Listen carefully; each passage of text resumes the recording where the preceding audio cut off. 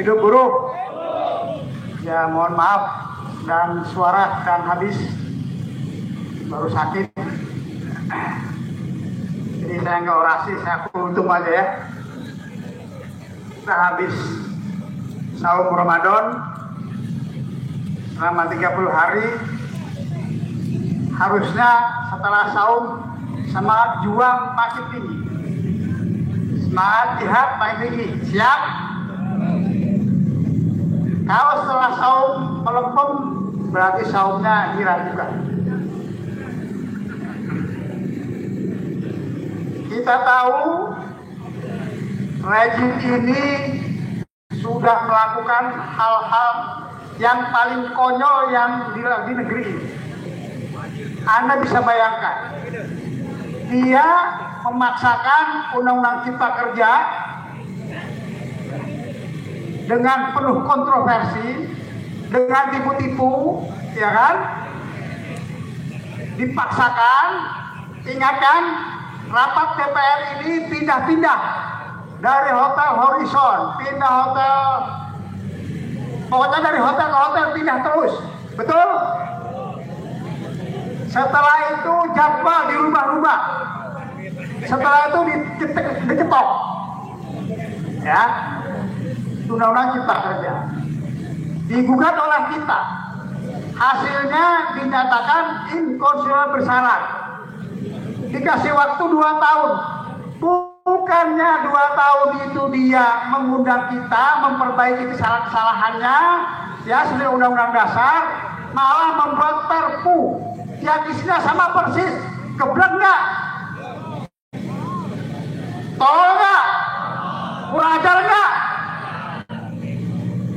Nah, kalau kurang ajar ya, kita hanya bisa dilawan oleh kekuatan massa besar.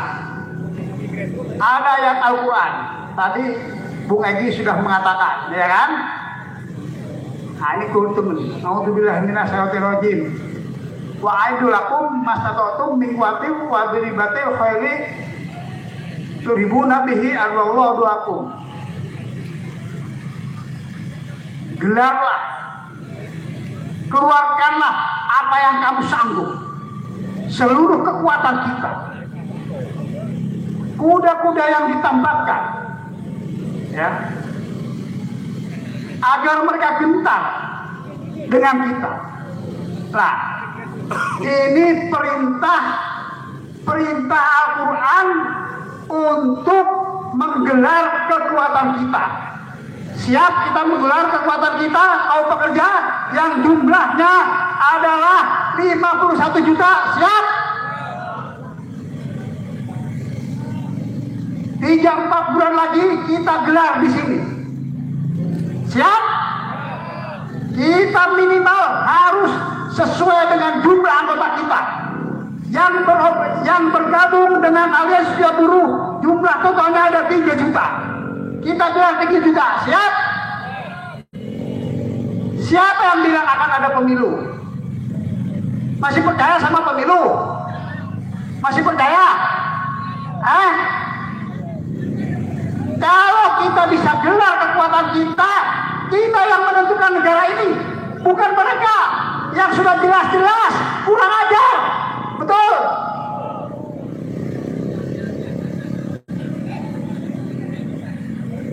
Allahu Akbar. Kalau kita buruh demo masih tanya biayanya mana, takut PHK, ya, sudah makan itu kemiskinan, betul? Kalau kita berjuang, gak usah lagi tanya, karena niatkan semua itu lillahi ta'ala, niatkan jihad. Ini bukan perang, hanya datang ke sini semuanya berbondong-bondong, bukan perang. Perang hanya diperintahkan kok, kutibayakul kita, ya kan? Diwajibkan atas kalian berperang. Wa huwa kurhul lakum. Tapi kalian tidak suka dengan perang. Ini bukan perang, ini hanya datang ke DPR, dibanjiri Jakarta, kita kepung DPR, kita kepung istana. Setelah itu pasti Omnibus Law akan dicabut, pasti 100%, percaya saya. Bahkan presiden pun bisa kita turunkan kalau kita mau.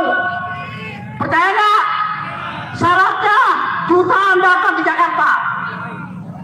Nggak usah tanya, saya takut PHK, saya mana ongkosnya. Kalau mana itu nggak usah berjuang. Anda bukan muslim yang benar.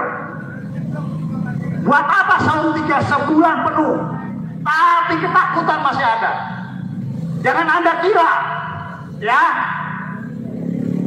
kewajiban, ketika datang kewajiban, ada kedoliman, dan kedoliman itu dibiarkan, itu akan dosa semuanya.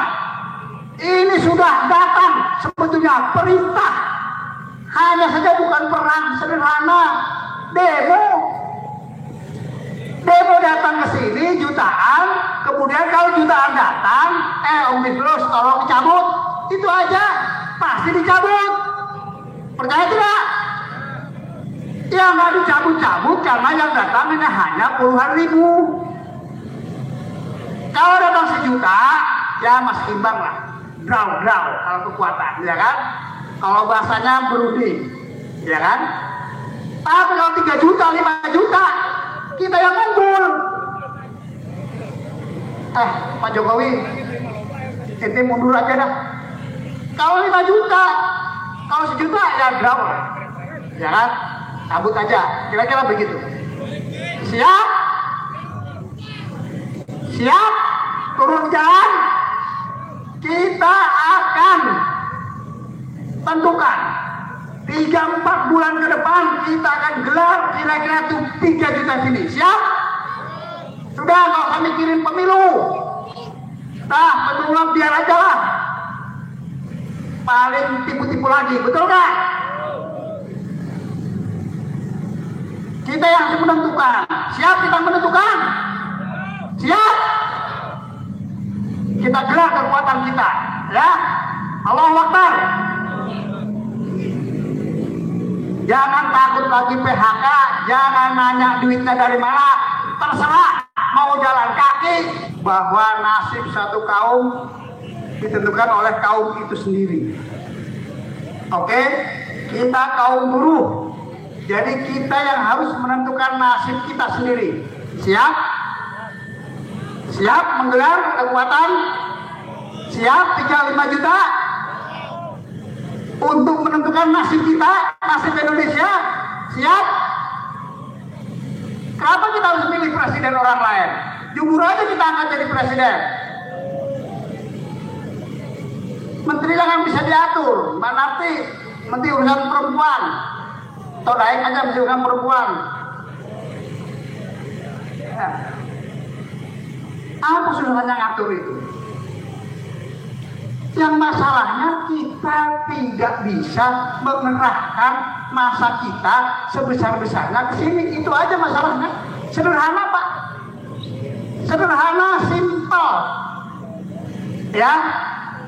Bilang sama teman-teman, Anda habis ini dengan Undang-Undang Cipta Kerja sudah tidak ada masa depan.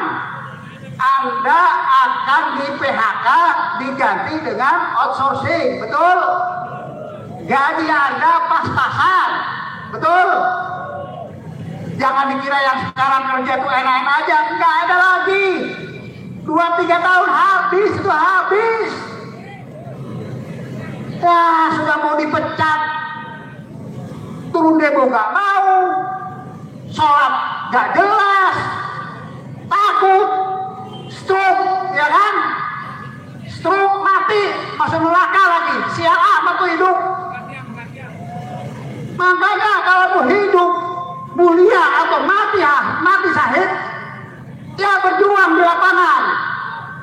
Siap? Kita tentukan nasib kita oleh kita sendiri, bukan oleh Jokowi, bukan oleh Ganjar, bukan oleh Prabowo, bukan oleh Anies. Kita tentukan nasib kita oleh kita sendiri. Siapa? Turun segede-gedenya, ya, kabarkan kepada teman-teman yang lain. Ada ini yang paling terakhir. Ya.